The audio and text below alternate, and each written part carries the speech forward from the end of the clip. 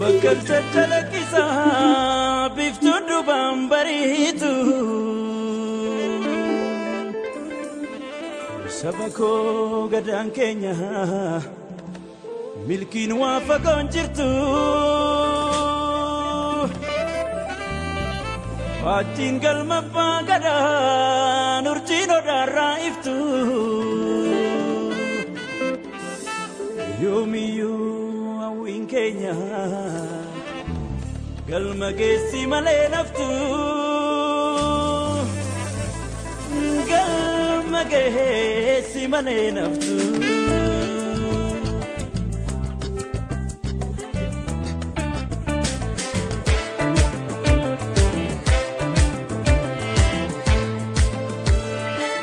Toko alimi jawe Arguftenya sapne milkawe Toko alimi jawe Arguftenya sapne milkawe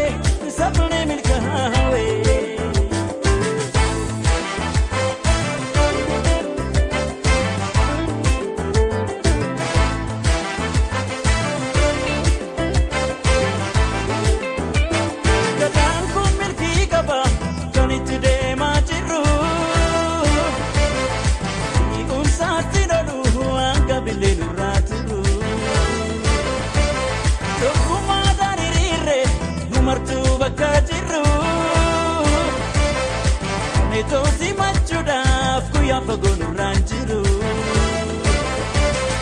Wamini gaadata ndafu wabidafata Usabaa sodata lafeta dipalmata Wamini gaadata ndafu wabidafata Usabaa sodata lafeta dipalmata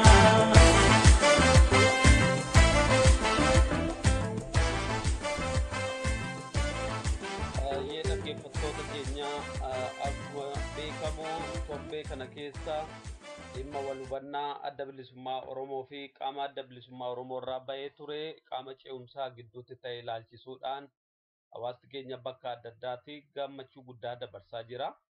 Hawaasni wal ta'ee gamtoomee jabaatee diina dura dhaabbate loluu yoo baate iyyuu sagalee isaa tokkoon humna guddaa akka qabuu fi diina ofirraa kaasuu akka danda'u yeroo adda addaatti mallattooleen mul'isan ragaaleen mul'isan akka jiran ibsuudhaan namoonni hedduu jaarmeeleen Oromoo garaa gammachuu qaban ibsanii jiru. Kun injifannoo guddaadha jechuudha. Walhubannoon kun karaa hedduudhaan ka'umsa dubbii isa jalqabaa kan gara fuulduraatti amna dheeraa waliin deeman akka ta'etti kan agarsiisu. Haala kanarratti namoonni fedhii isaaniitiin yaada nuu kennan kan jiran yoo ta'u isaanis gammachuudhuma isaanitti dhaga'amu kan mul'isanidha. Haala kanaan gammachuu isaanii kanneen ibsatan keessaa namoonni haala yeroon amma keessa jiru Oromoon isaan yaaddessee fi walitti dhufeenyi kun iyyuu immoo bu'aa inni qabu ibsuudhaan kanneen eegalan ni jiru. Wanni waan dabroonni irraa dubbatan hin jiru. Eeyyeen. Kanummaan amma dhaabbatuuhu akkuma jirru kanattu waliigalteen akkuma fedhettu gaafa fedheenuu guyyuma fedhee yoo dhufe wanni gaariin taaneef maaltu jira. Ayyee. Inni dhugumatti nutti roobuu baree. Wanni namni wal dhabuun numa jirtis waa Oromoo. Waatii miti. Akka jaarmayaattis wal dhabuun akka namootaattis wal dhabuun numa jirti. Ayyee. Haa jiraattu waan dhufe san irratti namni wal mari'atee furmaatatti barbaaduunis numa jirti. Ayyee. Kan keenyaa kana warra furmaata barbaadurra furmaata barbaadusan dura dhaabbachuun ummaa xiqqoo rakkina ta'ee ture. Har'aas taanaan wanni dabre kanuma jiru kanaahu hangana irraa dhaqqabanne jedhanii walii galuu hedduu bareedaadha. Ayyee. Nama fedheefu eenyu akka namootaattis akka dhaabootaattis taanaan walii galtee godhuun guyyuma fedhee guyyuma ta'ee haa dabru. Ayyee. waan nama gammachiisu caalatti akka hojii mul'attu godhanii. Ayyee. Kanaaf illee yoo jiraatetti jedhanii gar tokko deebi'uun ogumaallee bareedaadha. Akkanaa galuutti akkasumatti malee fi kan biraa kun qajeelaa miti an akkatti jiraatu hin beeku.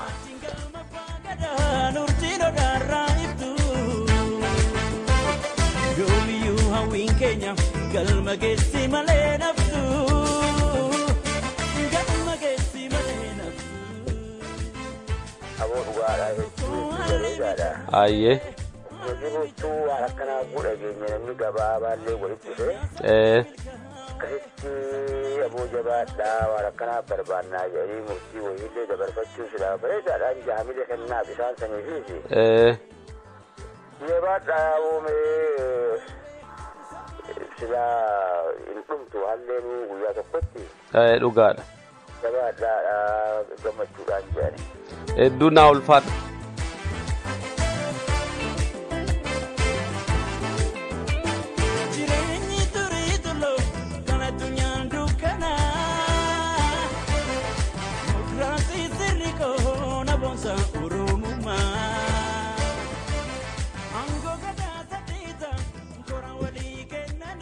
Ayyee obbo Abdataa Dhaabasaan jedhama reediyoo Triple Z irraan sinii bilbilaa.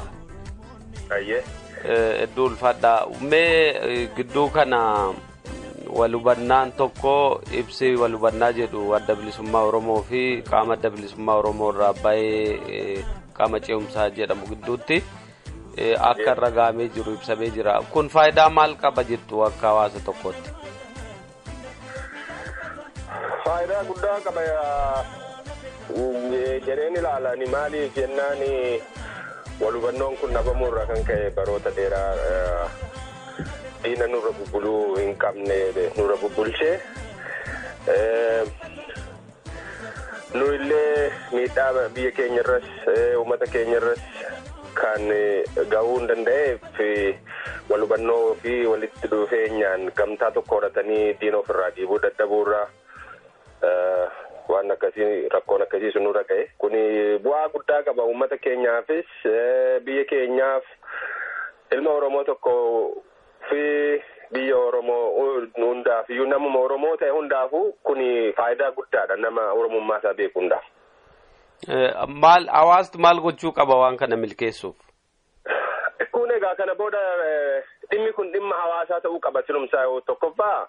Warri mataa irraa qabsoo kana oofaa jiran innaa haala akkanaatiin walitti dhufeenya akkasii jiraatee gamtaan akkasii horamu hawaasni dur kana hawaa ture sun amma gadi ba'ee dhimma kanarratti gargaarsa barbaachisu dirqama isarraa eegamu akka nam tokkotti waan ofirraa darbachuu qabu ka waan ofirraa gochuu qabu tokko gadi ba'ee gochuu irraa eegama hawaasa irraa waan guddaatu eegama sirumsaa'u jara kanaaf illee mooraalii ta'uu gargaaruu qabeenyaan yaadaan qaamaan abbaan danda'es kun hawaasa irraa waan guddaatu eegama. Qaamota jaarmiyaa siyaasaa dhimma Oromootiif falmina jedhanirraa maaltu eegama? Qaamota jaarmiyaa siyaasaa dhimma Oromootiif falmina warri jedhu kanuma keessatti hundaa'uu qaba warri Oromoodhaaf falmu.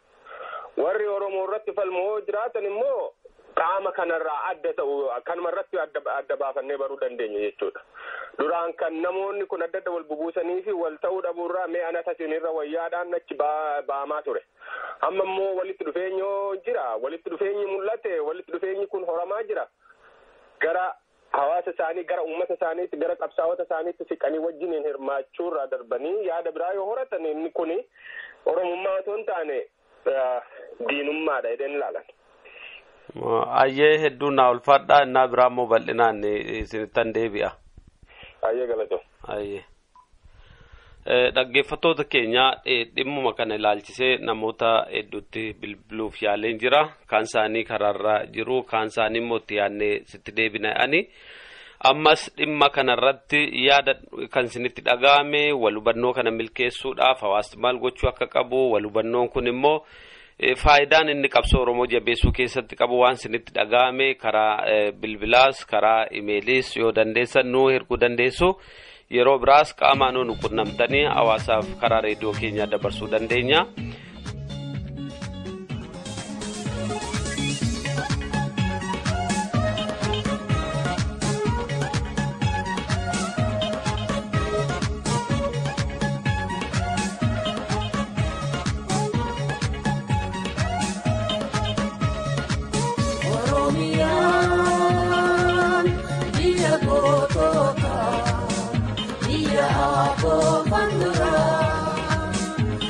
kawan mangke regam te patan yomi wala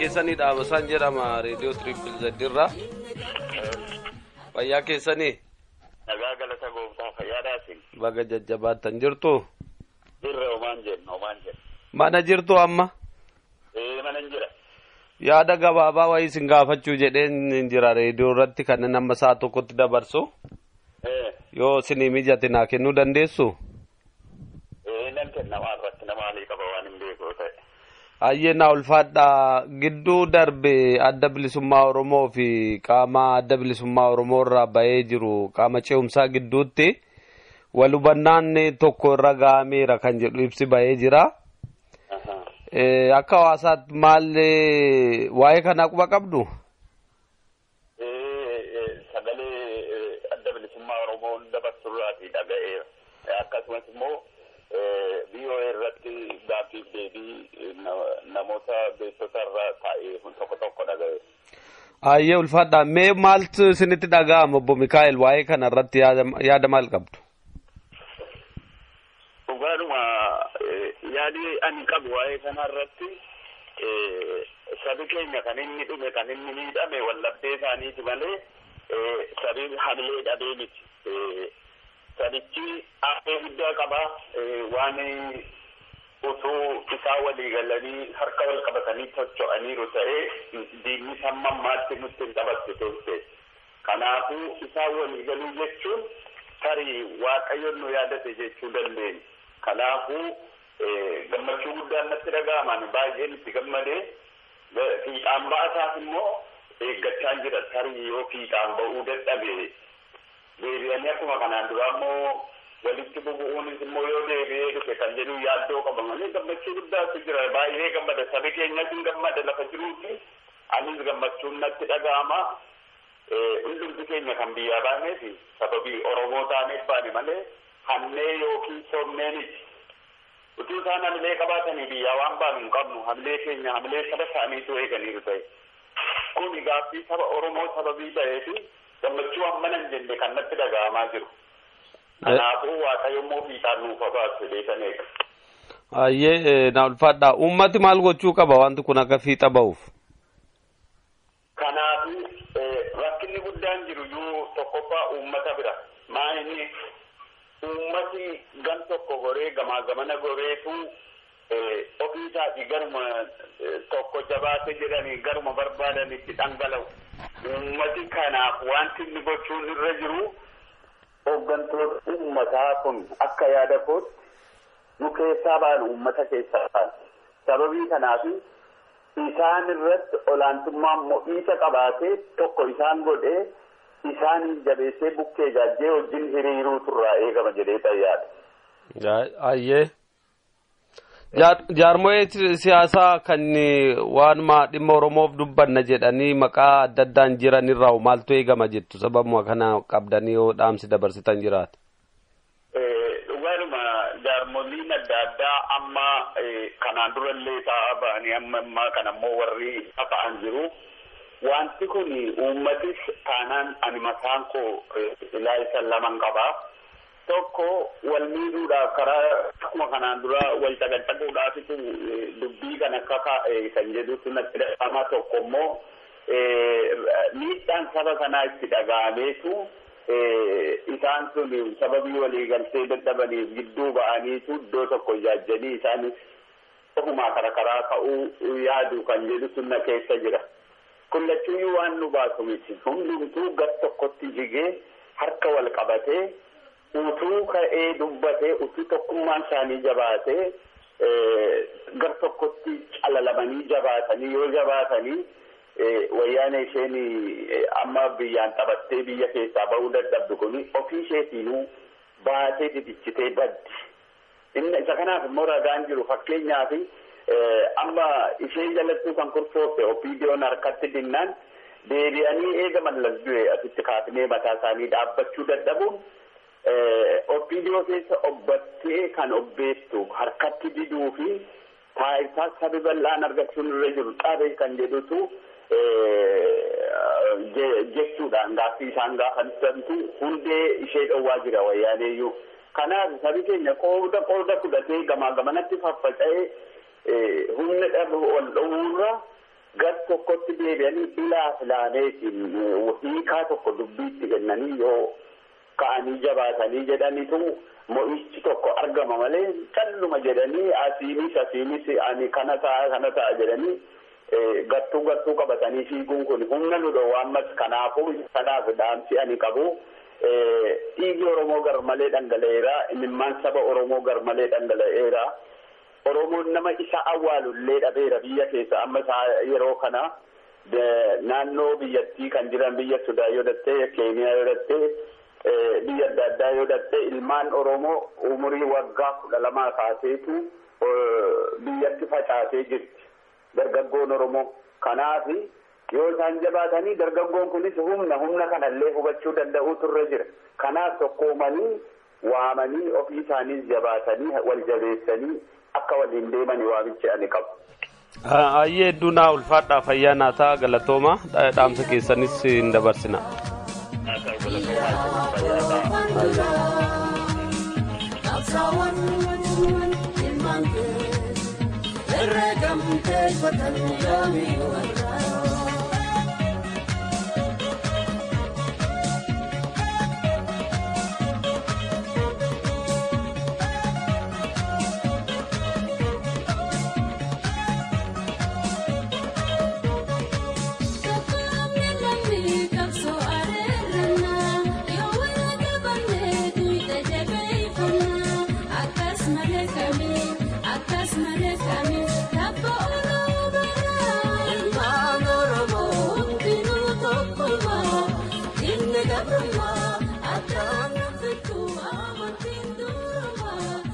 Trippizatti dhimma Oromoo faayidaa Oromoo fi qabsoo Oromoo irratti waan humna ta'u waan jabeessu sagalee uummataa dhageessisuu irrattis ni hojjeta.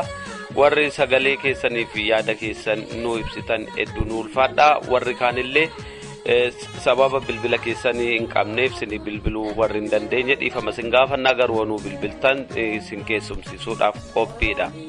Walhubannaan qaamota adda bilisummaa Oromoo fi qaama ce'umsaa gidduutti godhame kun hiika addaa qaba jedhanii warri karaa adda addaa dhaamsanuu dhaamanis jiru. Dhaamsa keessaniif hundi keessanuu galatooma. Diina guddaa irratti gamtaadhaan bobba'uun faayidaa guddaa qaba. Irra guddaan kan fuuldura jiru akkuma jedhame kan darbe xiqqaa kan dhufummoo guddaadha. Diinni saba keenya hidhee ajjeesaa jira. Ammallee manneen hidhaa Oromiyaa fi dachee Oromiyaa keessatti argaman hedduun ilmaan Oromootiin guutamanii iyyaa jiru. Kanaaf lammiin keenya biyya alaa jiru waan akkasii utubuu fi jabeessuu irratti jabaatee hojjechuu qaba. Diina umurii itti gabaabsuun immoo jabina keenya irraa kan maddu ta'a jechuudha. Warri yaadanuu kennitan hedduu ulfaadhaa fayyaa ta'a.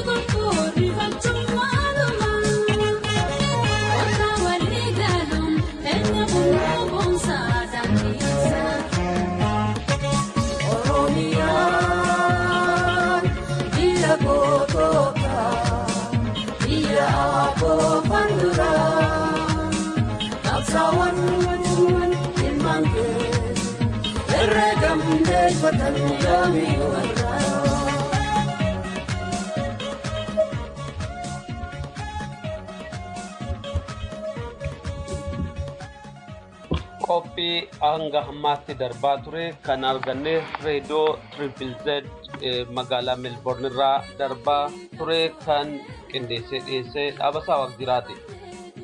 Daandii ragabaa qophii waa'ee dhimma hidhamtoota Oromoo irratti kanaan dura dabarsaa ture kutaa ittaanu akka kanaa gadiitti qabatee dhiyaatee jira.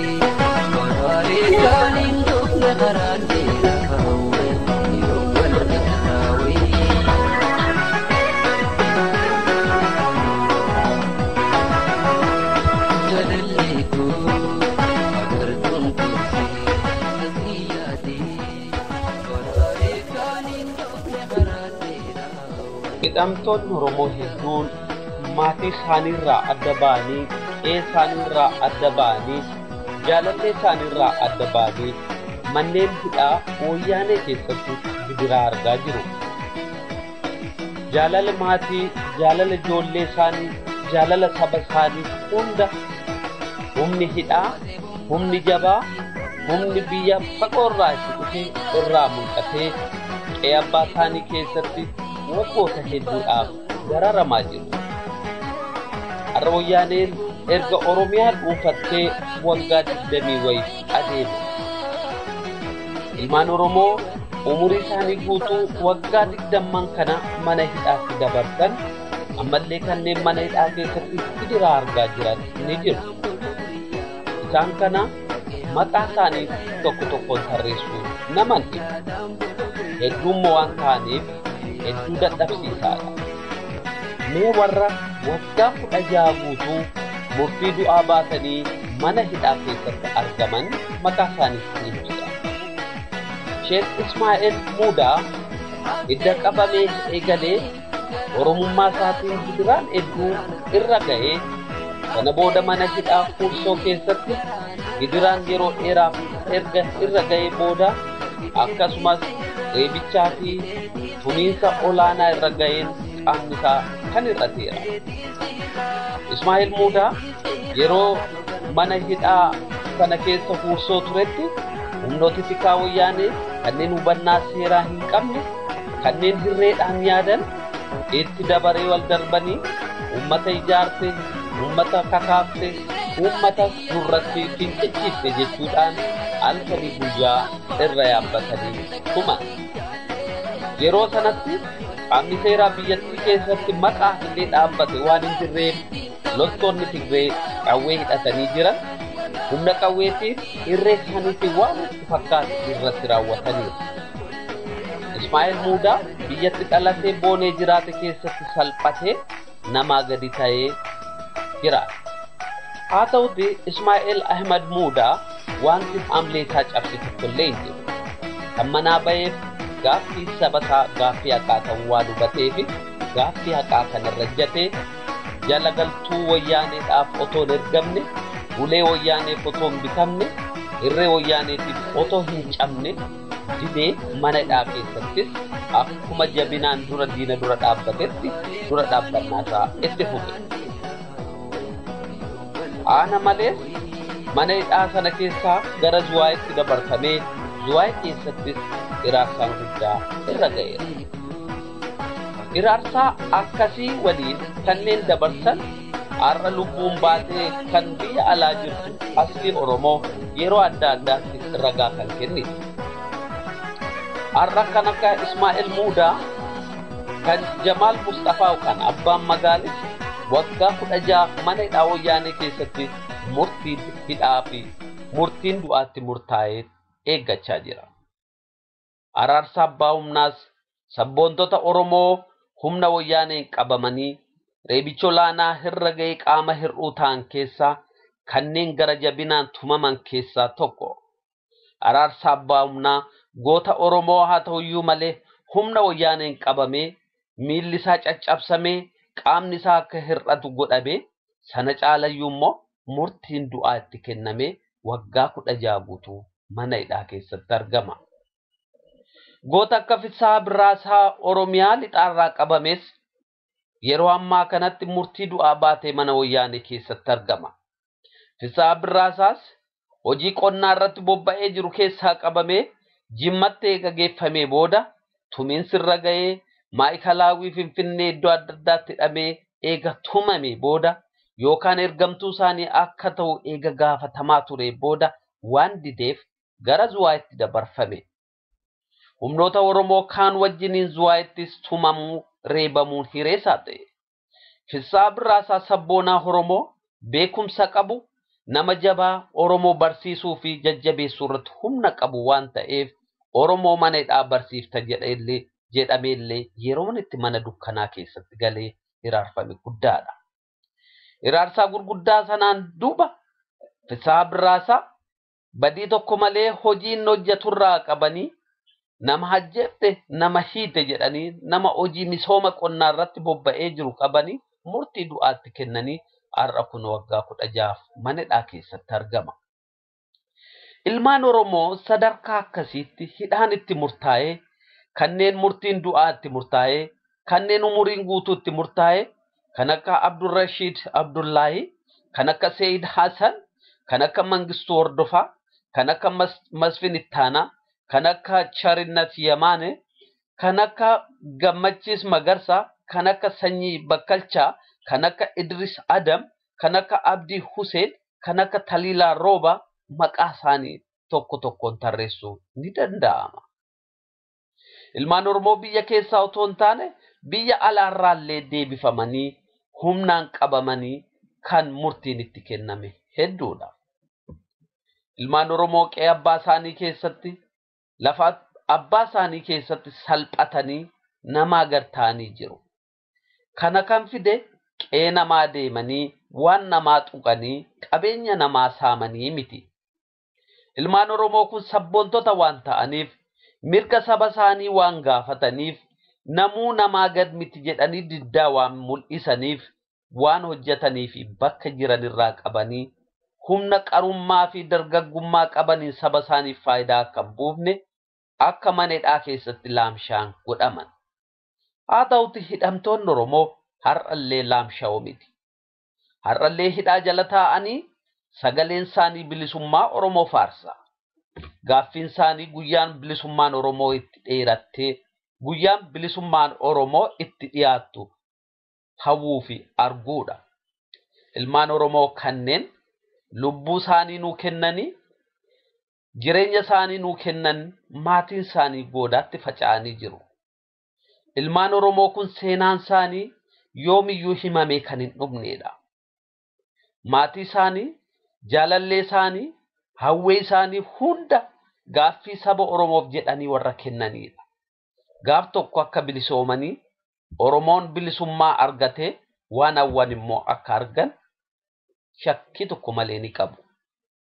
Borosiftaanis injifannoon kan uummata Oromoo akka ta'e abdii guddaadhaan eeggatu.